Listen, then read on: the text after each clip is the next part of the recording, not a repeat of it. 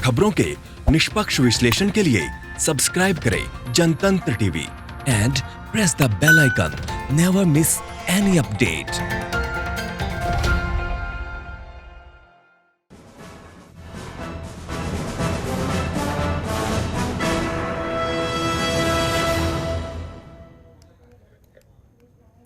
नमस्कार, आप देख रहे हैं आज का मुद्दा। मैं हूं आपके साथ दीपाली। प्रधानमंत्री का राष्ट्र के नाम संदेश और राशन का ऐलान। पीएम ने साफ कर दिया है कि अभी हालात नहीं संभलने वाले हैं, तो ये कोरोना काल लंबा रहने वाला है। इसके लिए नवंबर दिसंबर तक पूरी तरह से इंतजार करना होगा। वही बहुसंख्यक तबके के 2 जून की रोटी के लिए मोहताज कर दिया गया है और उसके बाद 2 जून की रोटी का ऐलान सत्ता अपने तौर पर यह कहते हुए कर रही है कि अब हम आपको मुफ्त इतना भोजन देंगे और यही देश की पूरी इकोनॉमी हो जाए। तो क्या इससे बड़ी त्रासदी कुछ और हो सकती है? भारत तो दुनिया की इकोनॉमी में दौड़ता हुआ देश था। भारत तो विश्व गुरु बनने की दिशा में बढ़ता हुआ देश था। भारत की अर्थव्यवस्था, भारत का बाजार, अंतर्राष्ट्रीय तौर पर इसकी गूंज बार बार होती रही है। लेकिन मौजूदा वक्त ने भारत को उस सतह पर लाकर खड़ा कर दिया है जहां से सिर्फ देश 2 जून की रोटी मुहैया कराने की दिशा में ही बढ़ता हुआ दिखाई दे रहा है। आज इसी मुद्दे पर करेंगे चर्चा।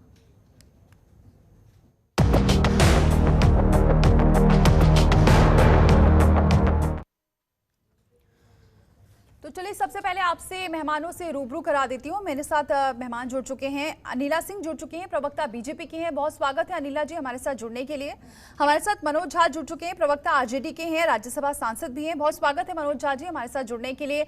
आचार्य प्रमोद कृष्णन जी हमारे साथ जुड़ चुके हैं, नेता कांग्रेस के। बहुत स्वागत है प्रमोद कृष्णन जी हमारे साथ जुड़ने के लिए। और रामजदन सिन्हा जी जुड़ चुके हैं, वरिष्ठ नेता हैं जेडीयू के। बहुत स्वागत है सिन्हा जी, आपका भी हमारे साथ जुड़ने के लिए। चर्चा आगे हम करेंगे, लेकिन सबसे पहले रिपोर्ट देखिए, फिर चर्चा की शुरुआत करते हैं।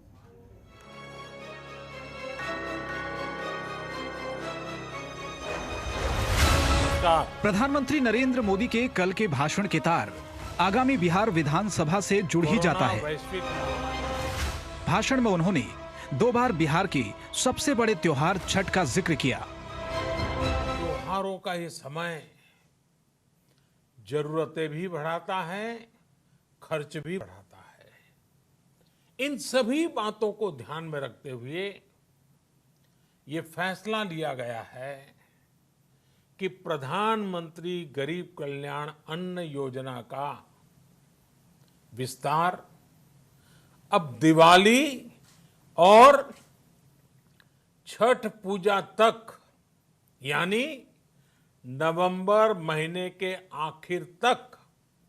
फिर राशन में चना देने की बात की।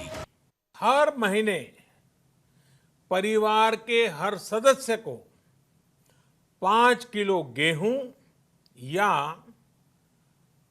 5 किलो चावल मुफ्त मुहैया कराया जाएगा। और साथ ही प्रत्येक परिवार को हर महीने 1 किलो चना भी मुफ्त दिया जाएगा। और अंत में ये भी कहा कि उनकी कल्याणकारी योजना नवंबर तक चलेगी। गरीबों के लिए 2.25 लाख करोड़ रुपए का पैकेज दिया गया। साथियों, बीते 3 महीनों में 20 करोड़ गरीब परिवारों के जनधन खातों में सीधे 31,000 करोड़ रुपया जमा करवाए गए हैं। इस दौरान 9 करोड़ से अधिक किसानों के बैंक खातों में 18,000 करोड़ रुपए जमा हुए हैं। जाहिर है कि 5 महीने बाद यानी नवंबर तक बिहार में विधानसभा के चुनाव संपन्न हो जाएंगे और तब यह मुफ्त राशन वाली योजना भी समाप्त हो जाएगी। मोदी के इस बयान से उनके सहयोगी दल काफी उत्साहित नजर आ रहे हैं। प्रधानमंत्री गरीबी देखा है, गरीबों के साथ उनकी संवेदना है। नेशन वन राशन कार्ड गरीबों के लिए, प्रवासी मजदूरों के लिए, उन तमाम लोगों के लिए बहुत ही बड़ा एक रिफॉर्म है, एक बहुत बड़ा प्रयास है। कहने की जरूरत नहीं है कि इस कोरोना काल और चीन के साथ तनाव के बीच प्रधानमंत्री ने चुनावी बिगुल फूंक दिया। भले ही वो कोरोना के कारण उपजे हालात से इस गरीब कल्याण योजना को जोड़ रहे हों, लेकिन इस संदेश का लक्ष्य चुनावी ही था। इस स्कीम से हमारा कोई विरोध नहीं है, लेकिन ये स्कीम जमीन पे उतरने से पहले इसकी इतनी चर्चा हुई, तो अब तो हम उस दिन का इंतजार कर रहे हैं जब इसको हकीकत में देखेंगे। इस लॉकडाउन के कारण जो देश के अंदर बेरोजगारी बढ़ी है, जो गरीबी बढ़ी है, जो आज लोग भूख से परेशान हैं, उनको जो राहत दी जा रही है प्रधानमंत्री कल्याण योजना के तहत, वो पर्याप्त नहीं है। लॉकडाउन के दौरान लाखों लाख मजदूर तमाम दिक्कतों का सामना करते हुए वापस अपने सूबे लौटे थे। उनके जख्म अभी भरे ही नहीं हैं। प्रधानमंत्री का ये भाषण उनके जख्मों पर मरहम लगाने की ये पहली कोशिश है। ये कोशिश कितनी कारगर होगी, ये तो आने वाला वक्त ही बताएगा। ब्यूरो रिपोर्ट, जनतंत्र टीवी। तो प्रधानमंत्री जी का ये भाषण कल्याणकारी योजना के लिए था या फिर एक चुनावी भाषण, यही हमारा आज का मुद्दा है। और हमारे सवाल ये है, पहला सवाल ये, राशन तो बहाना है, चुनाव पर क्या निशाना है? इसके अलावा सवाल नंबर दूसरा, क्या पीएम ने बिहार के लिए बजाया है चुनावी बिगुल? सवाल नंबर तीसरा कि क्या मुफ्त राशन से बदलेगी बिहार की सियासत? इसके अलावा राशन का लॉलीपॉप क्या मान लेगा प्रवासी मजदूर? तो चलिए चर्चा की शुरुआत करते हैं। सबसे पहले अनिला सिंह का ही रुख करती हूँ। अनिला जी, प्रधानमंत्री ने जो ऐलान किया वो तो ठीक है, योजना को आगे बढ़ाया, इससे लोगों को लाभ मिलेगा, लेकिन कई ऐसी, इसको जिस तरीके से बताया गया, प्रधानमंत्री आए और बहुत कुछ सोचा था कि प्रधानमंत्री चीन के बारे में बोलें, क्योंकि इस पर बहुत सारे सवाल उठ रहे हैं, चीन के बारे में, महंगाई के बारे में। और ये जो योजना की, ये तो वैसे भी बताई जा सकती थी, उसको जिस तरीके से उठाया गया, इसको लेकर सवाल उठ रहे हैं कि तैयारी शुरू हो गई है और प्रधानमंत्री ने बिगुल फूंक दिया है चुनाव का। देखिए दीपाली, देश में कोई ऐसा विषय नहीं है जिसके ऊपर प्रधानमंत्री जी खुलकर चर्चा नहीं करते हैं, चाहे वो हमारी विदेशी नीति हो या हमारे पड़ोसियों के साथ जिस प्रकार के संबंध हो और उनके साथ किस प्रकार से हमें उत्तर देना है या सामना करना है या मुकाबला करना है, उस विषय पर भी सदैव उन्होंने सामने आके चर्चा की है। कल के भाषण पर अगर विपक्ष विचलित हो जाता है तो उसकी चिंता प्रधानमंत्री जी नहीं करते हैं। विपक्ष की चिंता करने का काम प्रधानमंत्री जी का नहीं है। प्रधानमंत्री जी का काम है कि इस देश में जो 140 करोड़ 135 करोड़ लोग रह रहे हैं, उनकी चिंता करके उनका जीवन जो है कैसे बेहतर किया जाए, और खास तौर पे जो हमारे गरीब भाई बहन हैं, जो किसान हैं, जो नौजवान हैं, जो हमारी महिला बहनें हैं, बेटियां हैं, उनके विषय में चिंता करते हुए किस प्रकार से कल्याणकारी योजनाएं लेकर आए, जिससे कि ये जो कठिन समय चल रहा है कोरोना का, उसका मुकाबला वो कर सके। पेट में 2 दाने जाएंगे तो आगे की रास्ता भी इंसान पकड़ता है, परंतु मुझे लगता है कि ये जो योजना आगे बढ़ाई है प्रधानमंत्री जी ने, गरीब कल्याण अन्न योजना, जिसकी वजह से हमारे गरीब भाई बहनों को अन्न मिलता है, उनका पेट भरता है, शायद उससे भी परेशानी हो रही है। क्या ये जरूरी है कि हर चीज को अब चुनावों से क्या लग रहा है, क्या मनोज जी आप बताइए कि अगर किसी को या योजनाओं को आगे बढ़ाया जा रहा है तो इसे चुनाव से क्यों जोड़ा जा रहा है? मैं स्पष्ट कर दूं अपने दल के बिहाफ पर कि हमने चुनाव से इसको जोड़ के देखा ही नहीं। मैं तो सीधे कहूंगा कि दिक्कत सिर्फ इतनी हुई कल जब प्रधानमंत्री जी को सुना तो जो बातें उन्होंने कही वो आम प्रेस विज्ञप्ति में भी कही जा सकती थी। हम तो इंतजार कर रहे थे कि कुछ ऐसे क्रांतिकारी, कुछ ऐसे श्वेत पत्र आएंगे, चाहे सरहद का मामला हो जहां काफी विरोधाभास बढ़ा हुआ है। दूसरा, एक जो विपक्ष के तमाम लोग, हम लोग आग्रह कर रहे थे, देखिए एक बात जो है, ये जो अन्न खाद्यान्न को एक्सटेंड करने का ये सर्वाइवल स्ट्रैटेजी है, जबकि आपकी इकोनॉमी को और आम आवाम को अभी कंजम्पशन स्ट्रैटेजी में ले जाना था। कंजम्पशन स्ट्रैटेजी के लिए दुनिया के कई देशों में हुआ था, जिसका आग्रह मैं समझता हूँ कई दलों ने, हमारे दल ने भी किया कि 7,500-8 हजार रुपए प्रति माह आप 4 महीने तक दीजिए। इससे जो सुषुप्त कंजम्पशन है वो रीजनरेट होगा और डिमांड एंड सप्लाई का चेन भी होगा। हम उस तरह की चीजें चाहते थे। सर्वाइवल स्ट्रैटेजी के लिए ये तो तमाम लोग, मनरेगा के लिए हम कह रहे थे। हमें दिक्कत सिर्फ इतनी है, प्रधानमंत्री जी चुनाव लड़े, चुनाव जीते, कोई नहीं, वो दल के नेता भी हैं, लेकिन कई दफा ऐसा लगता है कि हमें दो प्रधानमंत्री चाहिए, एक जो पेरेनियली इलेक्शन लड़ने में रहे और एक जो गवर्नेंस के मुद्दों को ठोस ढंग से सोचे। और देश में सत्ता पक्ष और विपक्ष एक होता है। मैं बार बार कहता हूं, हजारों बार कह चुका हूं सदन में भी, कि देश और देश की सरकार एक चीज नहीं हुआ करती है। मैं अपनी सरकार की कई दफा आलोचना करूंगा या सलाह दूंगा सिर्फ इसलिए कि मैं देश से मोहब्बत करता हूं, सरहद के लिए चिंतित हूं, पूर्व सैनिक चिंतित हैं। इसलिए ये कहना कि विपक्ष की चिंता नहीं है, विपक्ष और सत्ता पक्ष। मैं एक आखिरी टिप्पणी करके बात खत्म कर दूंगा। 1962 के अक्टूबर के महीने में युद्ध के मध्य में सदन बुलाई गई थी।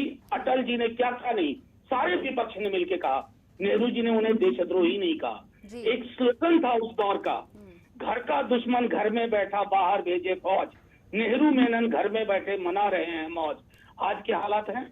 क्या हमारा लोकतंत्र उतना स्वस्थ है जितना 62 में हुआ करता था? आज सीधा सवाल पूछो, सिर्फ ये कहिए कि आप स्पष्ट करिए ना कि प्रधानमंत्री जी, डिफेंस मिनिस्टर साहिब, MEA, मिलिट्री ऑफिसर, तो उनमें इतना विरोधाभास क्यों है? ऐसा विरोधाभास क्यों है कि डोनाल्ड ट्रंप कहते हैं कि I am ready to arbitrate and mediate, that worries me as a citizen of this country, forget my political affiliation. ये सब सुनना चाह रहे थे प्रधानमंत्री जी से। बस इतनी ही मेरी आरंभिक टिप्पणी। बिल्कुल अनिला जी, आप जवाब दीजिए, उसके बाद आचार्य प्रमोद जी के पास में आऊंगी। अनिला जी। जी बिल्कुल, जैसा मनोज जी ने कहा है कि जब देश की बात आती है तो पक्ष और विपक्ष जो है एक होता है। मैं बिल्कुल आपकी बात से सहमत हूँ, परंतु जब विपक्ष जो है वो बाहरी देश जो हमारे देश के साथ मुकाबला करना चाहता है, कहीं ना कहीं उसकी भाषा में बोलने लगता है, तो जो पक्षधारी है दल, उसको चिंता होने लगती है। जैसा कि मैंने शुरुआत में भी कहा था, क्या प्रधानमंत्री जी ने चीन को उचित तो उत्तर नहीं दिया? क्या प्रधानमंत्री जी ने चीन के ऊपर कोई चर्चा नहीं की? आप ये कैसे अपेक्षा करते हैं कि कल अगर वो बात कर रहे थे तो केवल चीन के विषय में बात करेंगे? अनिला जी, कोई बात नहीं आई, प्रधानमंत्री सरकार की तरफ से बहुत ज्यादा चीन के लिए ये कार्रवाई की जा रही है, ऐप बंद कर दिए गए हैं। और आज नितिन गडकरी जी का बयान आया है कि हम उनके प्रोजेक्ट्स नहीं लेंगे, लेकिन जो बयान प्रधानमंत्री क्योंकि जब बोलते हैं और वो जो कहते हैं उसका सीधा असर जनता पर पड़ता है, और इसलिए चीन के मुद्दे पर क्योंकि इतने सवाल हो चुके हैं और इतनी क्वेरीज हो चुकी हैं, इसलिए मैसेज समझ में ही नहीं आ रहा है कि आप क्या जनता तक ये मैसेज जा रहा है। मैं अपनी बात पूरी करना चाह रही थी, तो मैं केवल इतना कहना चाह रही हूँ दीपाली कि कल का जो विषय था वो विषय था गरीब कल्याण अन्न योजना का। तो ऐसा तो है नहीं कि विषय जो है विपक्ष तय करेगा। दूसरी बात ये है कि अगर मैं बिहार की बात करती हूँ तो क्या बिहार में सबसे ज्यादा प्रवासी मजदूर नहीं लौट कर आया? 32 जिले ऐसे हैं जहां पर प्रवासी मजदूर लौट कर आया है। 116 जिले पूरे भारतवर्ष में ऐसे हैं जहाँ पे बहुत बड़ी तादाद में प्रवासी मजदूर लौट कर आया है। तो क्या one nation one ration card की बात जो प्रधानमंत्री जी ने कही, क्या वो कुछ गलत कह दी? चाहे वो बिहार का विषय है और चाहे वो कर्नाटका का विषय है, अगर इस योजना को नवंबर के आखिर तक बढ़ाने की बात करती तो क्या गलत करती? उन्होंने 5 जुलाई गुरु पूर्णिमा को भी कहा, तो उन्होंने छठ पूजा के विषय में भी कहा। उन्होंने ऐसा तो है नहीं कि केवल और केवल छठ पूजा के विषय में कहा हो। हर त्योहार जो जुलाई से लेकर नवंबर के बीच में जितने त्योहार आएंगे सबके बारे में कहा, सबके विषय में कहा। परंतु मुझे समझ में नहीं आ रहा है कि अगर गरीब के पेट में 2 दाने जा रहे, अभी मनोज जी ने बात कही कि हम ये अपेक्षा कर रहे थे कि एक सेकेंड, उन्होंने ये कहा कि हम एक स्ट्रेटेजिक योजना लेकर आते प्रधानमंत्री जी, जिसके तहत जो कि विपक्ष डिमांड कर रहा है कि आप 7-8 हजार रुपए महीना आप बैंक में डालते रहिए, जिससे कि एक डिमांड क्रिएट होगी, उससे जो मैन्युफैक्चरर्स हैं वो सप्लाई करेंगे, तो एक ये सारा विपक्ष से सलाह भी तो नहीं चाहिए। बिल्कुल, आचार्य प्रमोद कृष्ण जी के पास मैं आऊंगी और राम जतन जी के पास भी लौटेंगे, उनसे भी सवाल लेंगे। यहाँ पर सभी मेहमान मेरे साथ बने हुए, एक छोटा सा ब्रेक, फौरन लौटते हैं।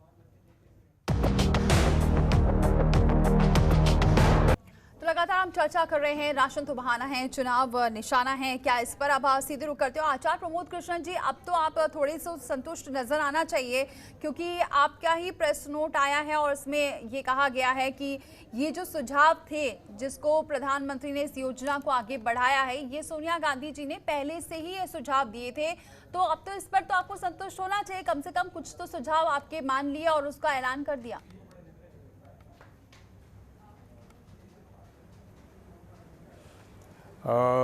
देखिए दीपाली जी, हम संतुष्ट हमेशा से थे। हम तो संतुष्ट 2014 से हैं, 2015, 16, 17, 18, 19, 20 प्रधानमंत्री जी, देश ने उनको मैंडेट दिया, भारत के प्रधानमंत्री हुए, देश को वो आगे लेके जा रहे हैं। वो ऐसा कहते हैं संकट का समय है, और अगर उन्होंने कोई बजट गरीबों के लिए, उनके भोजन की व्यवस्था के लिए कोई पैसे का इंतज़ाम किया है, नवंबर तक बढ़ाया है, तो बहुत अच्छी बात है। लेकिन आज जब कांग्रेस पार्टी के कई वरिष्ठ नेताओं ने ये बात उठाई थी तो बीजेपी के सब लोग जो है मजाक बनाते थे।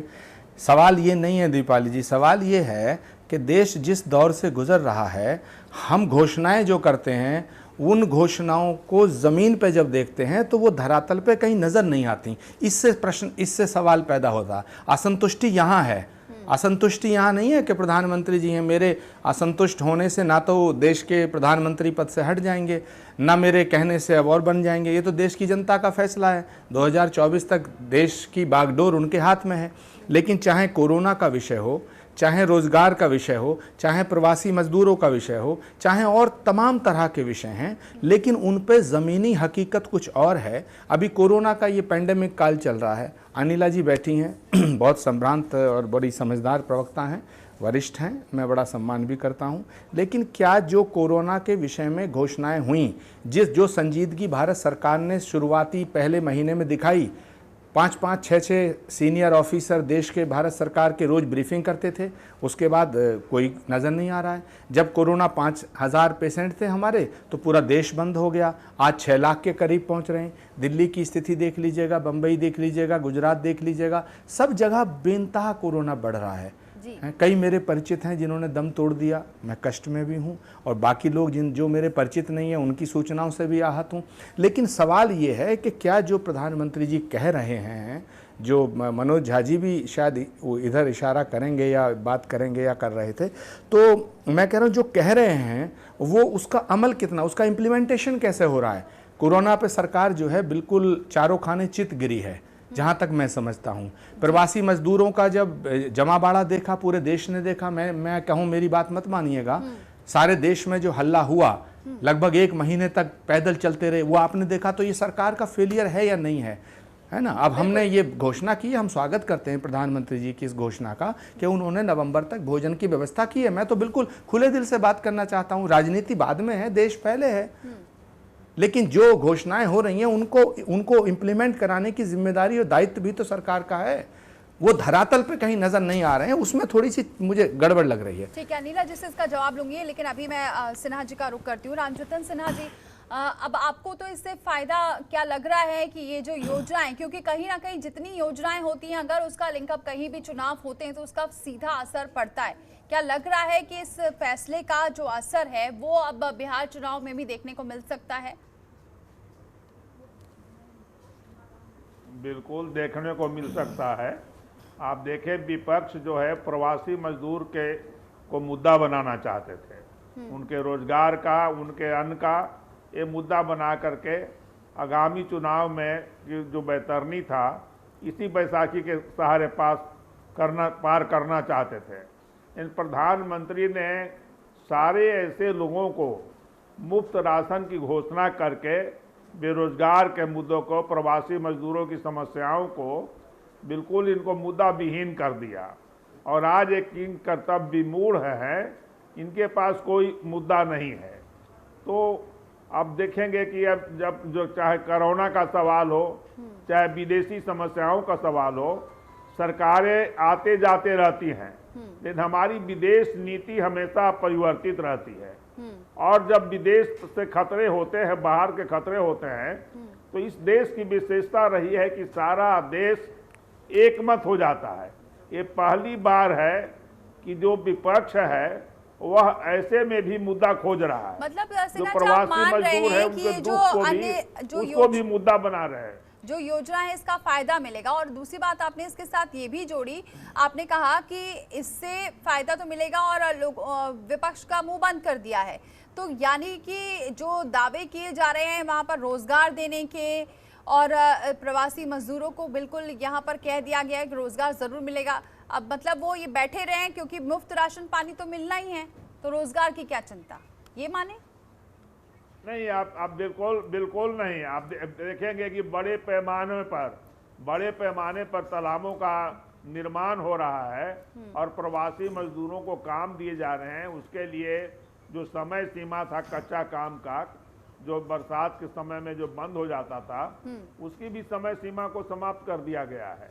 और हर गांव में तालाब, खुद नए तालाब बन रहे हैं। पुराने जो तालाब थे उसका जीर्णोद्धार हो रहा है। तो इनको काम भी दिया जा रहा है।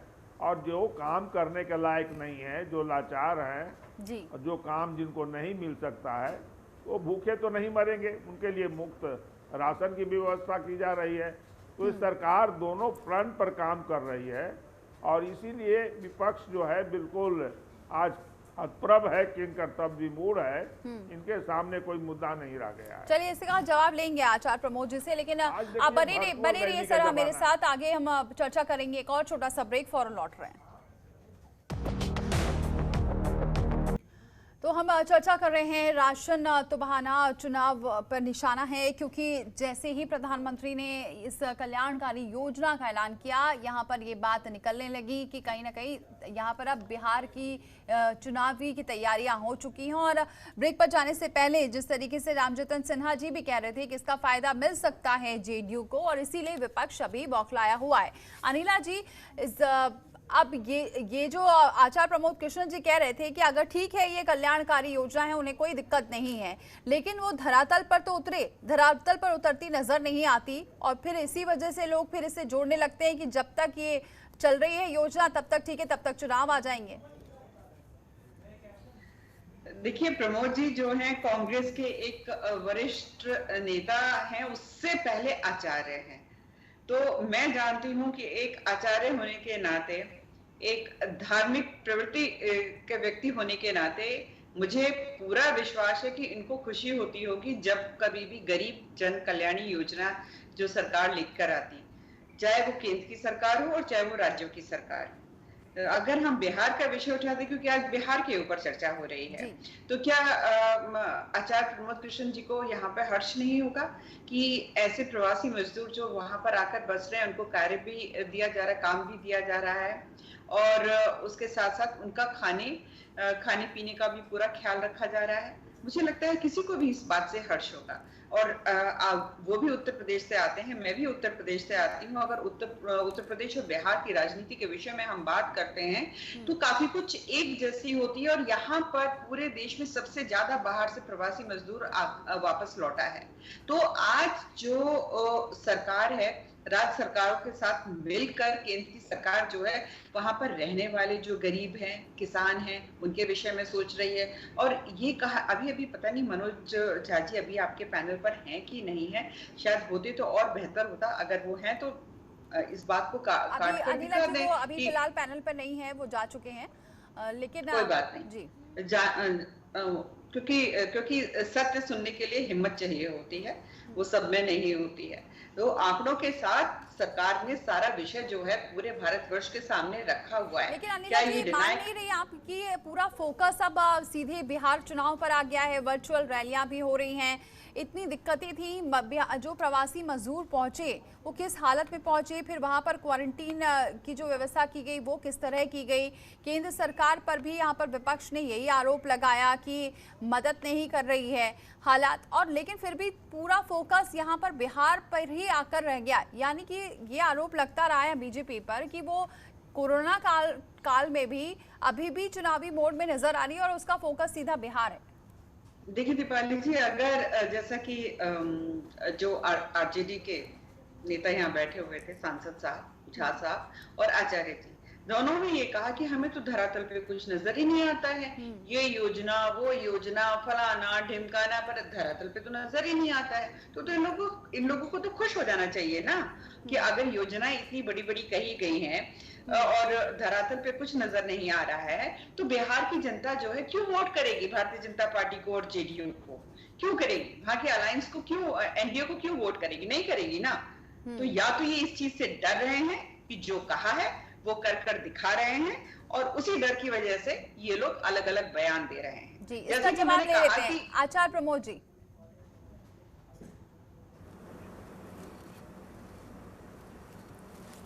देखिए दीपाली, ये बात नहीं है। अनिला जी उस बात को एक्सेप्ट भी कर रही हैं और मैं सीधा सीधा पूछना चाहता हूँ कि जो मज़दूरों के साथ व्यवहार हुआ जिस तरह से, वो केवल मैंने थोड़ी देखा, पूरे देश ने देखा।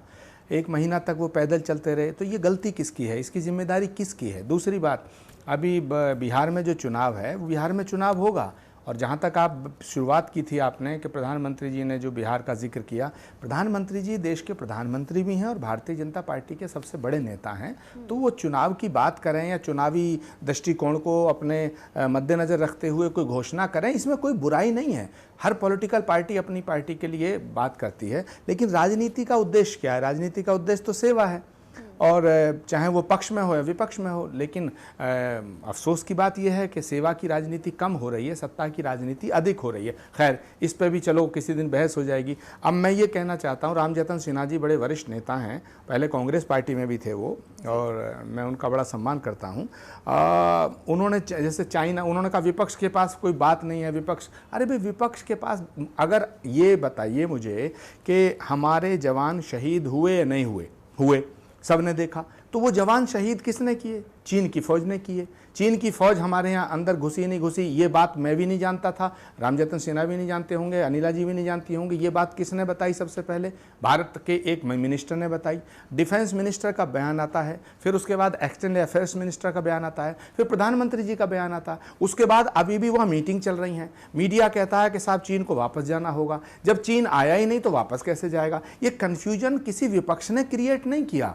आई एम सॉरी टू से, ये कन्फ्यूजन सरकार की तरफ से ही क्रिएट हुआ। अब सरकार की तरफ से जब कन्फ्यूजन क्रिएट हो गया दीपाली, तो सवाल उठने लगे कि भाई ये जवान शहीद क्यों हुए, हमारे जवान निहत्ते क्यों थे, हम ये जवान जहां शहीद हुए, इनकी शहादत हुई, वो भूमि क्या हमारी टेरिटरी थी या चाइना की थी? हमारी थी तो इसका मतलब चाइना अंदर आया। तो ये जब सवाल उठे तो सरकार और सरकार के प्रवक्ताओं ने और भारतीय जनता पार्टी के तमाम बड़े नेताओं ने ये कहना शुरू कर दिया कि विपक्ष चीन के साथ है। क्या इस देश का कोई पॉलिटिकल पार्टी का नेता या इस देश की कोई पॉलिटिकल पार्टी, मैं तो कहता हूं कि वो पाकिस्तान के साथ हो सकता है, चीन के साथ हो सकती है, तो धिक्कार है राजनीति में रहने के लिए। अगर कोई देश के साथ नहीं है तो वो किसका हो सकता है? तो मैं ये कहना चाहता हूं, जो लोग, जो विपक्ष के लोग ये कहते हैं कि सरकार चीन से मिली हुई है, मैं उसका समर्थन भी नहीं करता, मैं उसका समर्थन भी नहीं करता। अगर कोई विपक्ष का नेता ये कहता है कि प्रधानमंत्री चीन से मिला हुआ, मैं उसका समर्थन नहीं करता। लेकिन अगर कोई सत्ताधारी पार्टी का नेता ये कहता है कि विपक्ष जो है चीनी एजेंट है, पाकिस्तानी एजेंट है, गद्दार है, ये भी गलत बात है। हम सब इस देश के लिए काम कर रहे हैं और सच को स्वीकार करना चाहिए। पूरा देश आपके साथ है। कुछ भी फैसला कर ले, विपक्ष उस पर हर सवाल ही कर देता है, फिर जब आप पर सवाल आता है तो आप उसका जवाब भी नहीं देते। ये भी आरोप आप पे लगते रहे, और इसलिए कल जब जैसे ही प्रधानमंत्री ने घोषणा की, वैसे ही तुरंत प्रतिक्रिया मैंने दीपाली आपके शो में, जी दीपाली, मैंने तो आपके शो में बैठते ही कहा, सबसे पहला मेरा जो सेंटेंस है वो ये है कि प्रधानमंत्री जी ने जो घोषणा की है, मैं तो उसका स्वागत करता हूं। मुझे तो खुशी है, उन्होंने नवंबर तक जो बढ़ाया, ये अच्छा कदम है, ये अच्छा कदम है। लेकिन क्या ये ज़मीन पे उतरेगा? जैसे कोरोना का जब ये पेंडेमिक शुरू हुआ तो जिन अस्पतालों की बात की गई थी, अस्पताल बनाए जाएंगे, इतने बेड की व्यवस्था होगी, वो नहीं है। मरीज धक्के खा रहे हैं, आपने खुद रिपोर्ट्स देखी होंगी, अनिला जी खुद इस बात की गवाह हैं। उनके भी बहुत लोग उनको अप्रोच करते होंगे, वो चुनाव लड़ने की तैयारी भी कर रही थी, वो चुनाव नहीं लड़ पाई इस बार। लेकिन मैं चाहता हूं कि जनता के जुड़े हुए मुद्दों को उठाया जाना चाहिए। पक्ष विपक्ष बात की बात है, बिहार में चुनाव होगा, सरकार नीतीश कुमार जी के अगर कामों से जनता सहमत होगी तो उनको जिता देगी, उनसे नाराज होगी तो दूसरी सरकार आ जाएगी। इसमें कौन सी बड़ी बात है? आपके पास आती हूँ सिन्हा जी, अभी इसका मतलब तो ये साफ तौर से नजर आ रहा है, ये योजनाएं तो आपको काम करेंगी, लेकिन आपका ही यहाँ पर जो विपक्ष है वो ये कह रहा है कि आपके पास कोई मुद्दा नहीं था, अब ये कह सकते हैं एक संजीवनी का काम करेगा ये जो योजना है, ये सीधे तौर पे, क्योंकि इससे पहले तो आपने कुछ किया नहीं, कुछ विकास किया नहीं।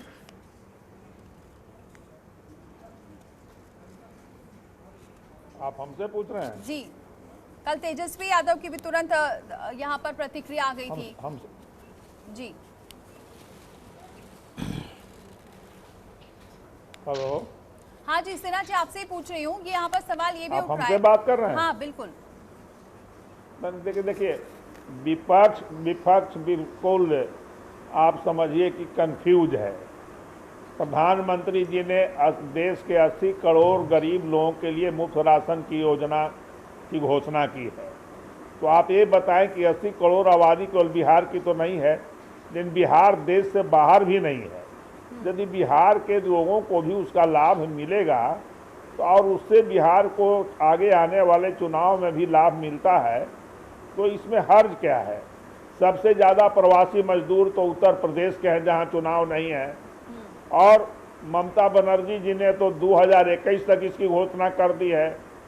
जहां तक नवंबर महीने का सवाल है, यह पुरानी परंपरा रही है कि होली, दशहरा, दीपावली और ईद के पर्व के पहले वेतन अग्रिम देने की परंपरा रही है, लेकिन सारे जो गरीब लोग हैं वो नौकरी में तो हैं नहीं, इसलिए दशहरा, दिवाली, छठ सारे पर्व अक्टूबर नवंबर महीने में पड़ते हैं और इस दौरान बकरीद भी पड़ता है।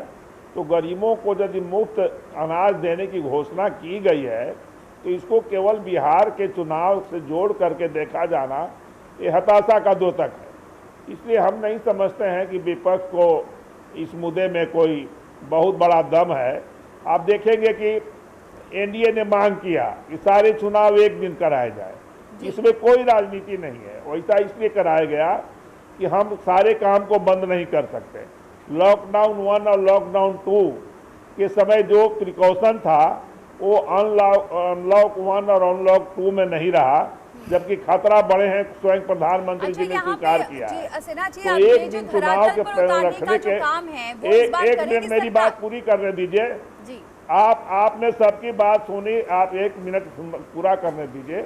तो उसका उद्देश्य यह था कि एक इलाके के लोग दूसरे इलाके में नहीं जाएं ताकि कोरोना का जो खतरा है वो नहीं बढ़े, और वर्चुअल रैली का आयोजन भी इसलिए किया गया। अब विपक्ष करते हैं कि पुरानी परंपरा को लागू करना चाहिए चुनाव प्रचार में, तो भी हताशा का है। जब एक जगह लोग इकट्ठे होंगे तो कोरोना का खतरा बढ़ेगा। एक और कोरोना का मुद्दा भी बढ़ाते हैं और ऐसी मांग भी करते हैं जिस कोरोना का खतरा बढ़े। तो आज जो बिहार में कुल मिलाकर के स्थिति है, तो 15 वर्षों में जो काम हुआ है वह बहुत जमीन पर दिखाई पड़ता है और बड़े पैमाने पर काम हुए हैं। आप एक सेक्टर की केवल हम बात करते हैं, बिहार में 2 लाख प्राइमरी टीचर थे, 40,000 सेकेंडरी टीचर थे और नॉन गवर्नमेंट एम्प्लॉय मिलाकर के टोटल बिहार के एम्प्लॉय की संख्या 7 लाख हुआ करती थी 1980 के पहले। आज 4-4.5 लाख केवल बताइए कि ये जो कल्याणकारी योजना है, क्या इसको धरातल पर किया है? ये धरातल पर उतरेगी? क्योंकि यहाँ पर जो आचार्य प्रमोद जी यही कह रहे थे। बिल्कुल बिल्कुल, बिहार में मशीनरी इतनी मजबूत है कि सारी सूचनाएं, सारी योजनाएं 24 से 48 घंटे के भीतर हर जगह पहुंच सकती है। हर पंचायत में आज बैंक है, हर जगह जो हमारा पंचायत सरकार है, चलिए ठीक है, देखेंगे कलेक्टर से जुड़ा हुआ। चलिए अच्छी बात है अगर ये योजना पहुंच जाती है तो ठीक है, में कोई दिक्कत नहीं है। अनिला जी, 1 मिनट। आचार्य प्रमोद जी, आप हंस रहे थे तो जरा अपनी बात रखिए, फिर अनिला जी के पास जाते हैं।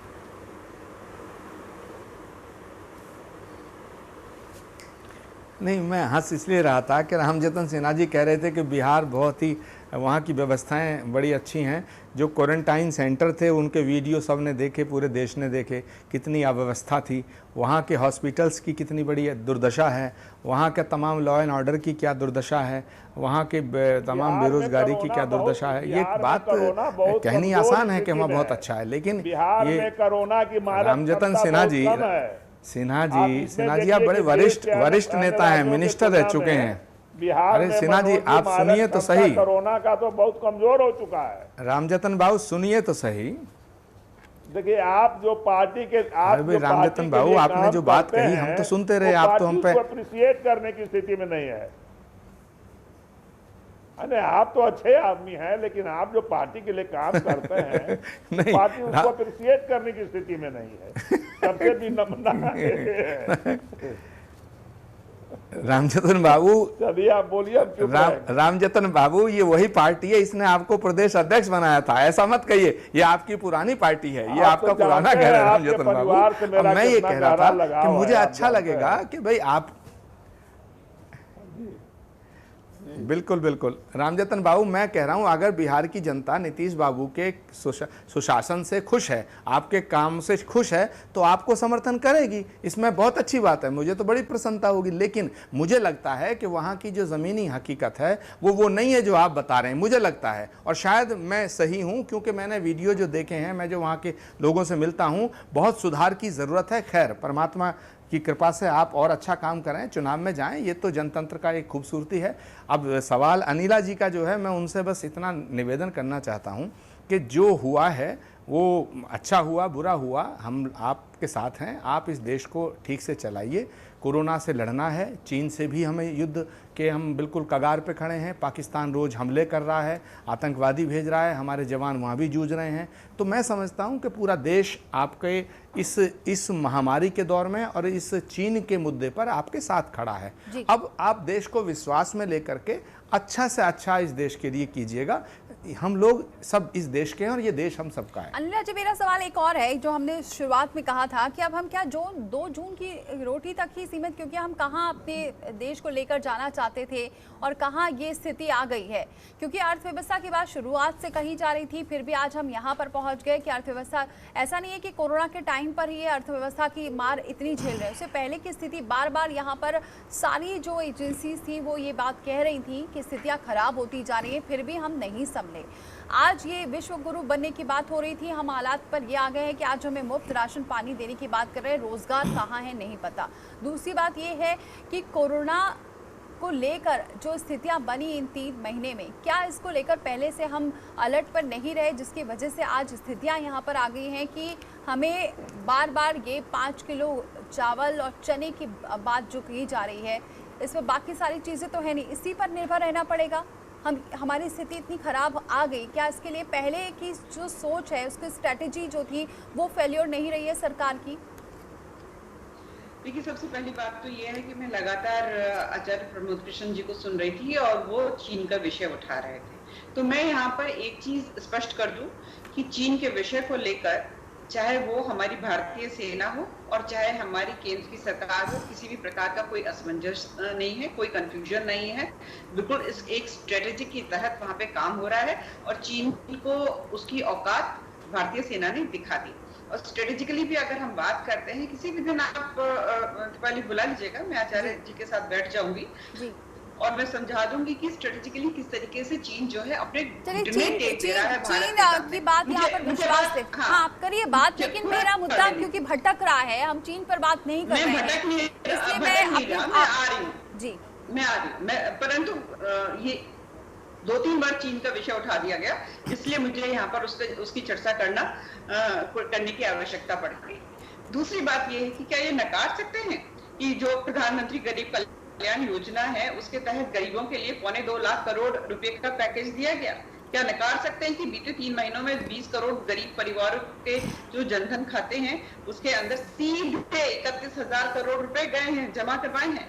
9 करोड़ से अधिक किसानों के बैंक के खाते में 18,000 करोड़ रुपए से ज्यादा जमा हुए हैं। और जो प्रवासी मजदूर हैं, अगर मैं बिहार का विषय उठाती हूँ, 15-16 लाख प्रवासी मजदूर वहां पर गए हैं, मनरेगा के तहत उनको रोजगार देने की। अनिला जी, मैं आपको 1 मिनट रोकती हूँ, 1 सेकंड। अनिला जी, मैं आपको रोकूंगी, मैं किसी का पक्ष और विपक्ष नहीं ले रही हूँ, लेकिन जो हम रिपोर्ट देख रहे हैं उसकी बात ही करती हूँ। स्थितियाँ ये हैं, आपने भले ही पैकेज दिया, क्या वो सही जगह पहुँच रहा है? क्योंकि MSAB वाले परेशान हैं, आप कह रहे हैं कि रोजगार की बात है, MA BEd वाले यहाँ पर, चाहे पंजाब देख लें, उत्तर प्रदेश, क्योंकि आपने बोला उत्तर प्रदेश से आती हैं, उत्तर प्रदेश में वो खेती कर रहे हैं, तो स्थितियाँ ये आ गई हैं। तो ये स्थितियाँ लाने का जिम्मेदार कौन है? क्योंकि आपकी सरकार है 6 साल से। मुझे बात पूरी कर लेनी जी, बोलिए। बिल्कुल हमारी सरकार है और आज जो पूरे विश्व में इस चीज की प्रशंसा हो रही है कि भारतवर्ष जो 135 करोड़ की आबादी वाला देश है, वहां पर कोरोना भी उस प्रकार से नहीं फैला जिसकी उम्मीद पूरा विश्व कर रहा था। आज यहाँ पर हम जो गरीब हैं हमारे, उनका पेट भरने का साधन जुटा पा रहे हैं, तो उसकी भी प्रशंसा हो रही है। क्या इस चीज को नकार सकते हैं हम? जब हम 80 करोड़ लोगों की बात करते हैं जिसके तहत जिनको इस योजना के तहत जो है फायदा पहुंचेगा, अगर जैसा प्रधानमंत्री जी ने कहा कि USA का 2.5 गुना ये लोग हैं, अगर हम UK की बात करते हैं तो 12 गुना लोग, उत्तर प्रदेश एक ब्राजील जैसे देश के बराबर की आबादी वाला ये प्रदेश है। इतने लोगों को सीधे सीधे हम उनके खाने पीने का इंतजाम कर रहे हैं, उनके अकाउंट में पैसे डालने की बात कर रहे हैं, हम बात कर रहे हैं कि उनको मुश्किल ना हो, देश में कहीं पे भी चले जाए उस राशन कार्ड से उनको राशन मिल जाए। इसकी प्रशंसा होनी चाहिए कि इसकी निंदा होनी चाहिए कि यूएसए, यूके, प्रशंसा होनी चाहिए, प्रशंसा की भी जा रही है। मतलब लोगों को सीधे सीधे फायदा पहुंचाया जा रहा है। अभी मैंने आंकड़े भी आपको गिना दिए हैं। ठीक है अनिला जी, आगे भी हम चर्चा करेंगे। बने रहिए मेरे साथ, अनिला जी बने रहिए मेरे साथ, सभी मेहमान बने हुए। एक और छोटा सा ब्रेक, फौरन लौटते।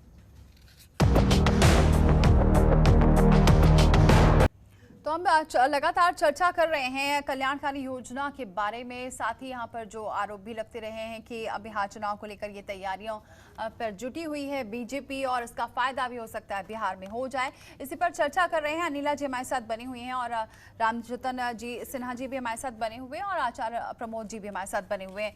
आचार्य प्रमोद जी, अभी अनिला जी ने कहा कि हमने इतनी कल्याणकारी योजना थी, चाहे one nation one ration card की बात कर रहे हैं, इतनी सारी योजनाएं चलाई गई, फिर भी आपने जितने भी पैकेज इनके आए सरकार के, उस पर आपने सवाल ही उठाया कि कहां तक लोगों तक पहुंचा है।